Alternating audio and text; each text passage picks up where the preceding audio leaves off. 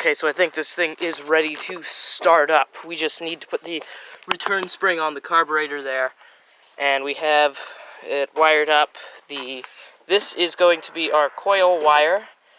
And we're going to put some carb cleaner. So previously, this thing would not run. But it did run if you put the distributor 30 degrees out of phase. And that's not possible. So the distributor was bad, so there's the distributor. That's the one out of the Plymouth Fury. And we're gonna try to start this thing now after having it for, 3 years? And let's see if this works. Okay, here we go. Here, you put that on. The coil? Yeah, I'll control the coil. Okay. Okay, you just hook that up. Make sure it's not going to ground out. It's hooked up and not grounding out.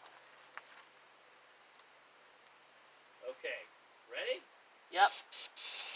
Contact. I already have it.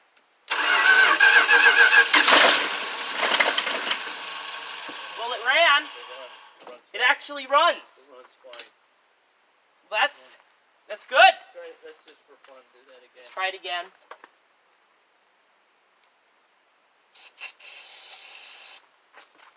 Ready? Contact. It's on. Do it.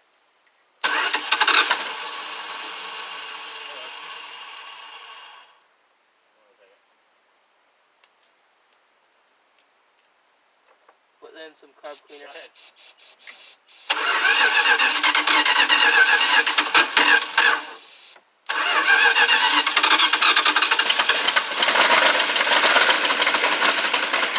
Okay, that runs fine.